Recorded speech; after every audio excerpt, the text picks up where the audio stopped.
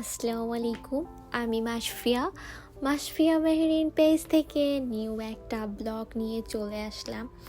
আজকে আমি গিয়েছিলাম বাজার করতে কেন গিয়েছি হচ্ছে গিয়ে আমাদের বাসায় অনেক মানুষ ইনভাইট করছি, এই জন্য কারণ কি হচ্ছে গিয়ে ঈদ উপলক্ষে ইনভাইট করা আর কি। আমরা ঈদের দিনে ইনভাইট করার পরে আমরা খাইতে গেলাম, তো তাদেরও তো ইনভাইট করা উচিত, তাই না? তো ঈদের উদ্দেশ্যেই ইনভাইট করা। তো আমাদের বাসায় সব জিনিসই ছিল, শুধু এক রকমের মাছ এত বেশি ছিল না, অনেক মানুষ আসবে তো এই জন্য আর গোশটা ছিল না, তো এই জন্য মাছ আর গোশ কেনার জন্যই যাই। তো মাছ দেখতেছিলাম যে কি মাছ নিব।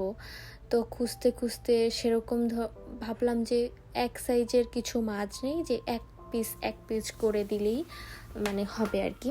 তো সেরকম খুঁজে এক রকমের অতগুলা মাছ পেলাম না।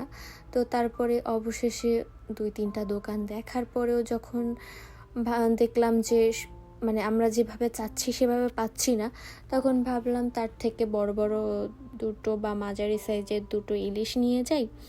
ওরকম পিচ করে দিলেও হয়তো এইটাও বেটার হবে। তো এই চিন্তা করে পরে মাঝারি সাইজের দুটো ইলিশ নেই।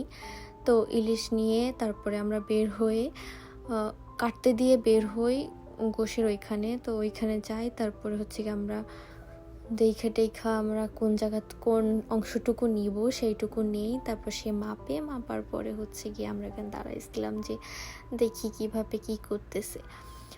তো লোকটা অনেক সুন্দর করে তারপর আমাদের গোশগুলো কেটে দিচ্ছিল, আর আমি ভাবলাম যে হ্যাঁ, গোশ কাটার ভিডিও একটু করে নেই, যে পরে ভিডিওটা খুব সুন্দর হবে না। পরে গোশ নিয়ে বের হওয়ার পরে দেখি মুড়ি বানানি, আর অনেক দিন যাবত আমি মুড়ি বানানি খাই না, সেই বাংলাদেশ থেকে খেয়ে আসছি, আর এই লোকটাও বাংলাদেশি ছিল। তারপর মুড়ি বানানি নেই এবং খাই, মানে বাংলাদেশের মানুষ আর বাংলাদেশের মতন লাগতেছিল মুড়ি বানানি। তো খাওয়াটা শেষ করে ভাবলাম যে এখন বাসার উদ্দেশ্যে রওনা করি। অনেকই তো ঘোরাঘুরি হয়েছে আর আমাদের বাজার করাও শেষ আর কি। তো তারপরে আমরা গাড়িতে ওঠার পরে আমরা রওনা করি। তো আজকে আমার ব্লগ এই পর্যন্তই, ছোট একটা ব্লগ ছিল এবার। তো সবাই ভালো থাকবে এবং বেশি বেশি করে দোয়া করবেন এবং সাপোর্ট করবেন, যাতে নিউ ব্লগ নিয়ে তোমাদের মাঝে আসতে পারি। আল্লাহ হাফেজ।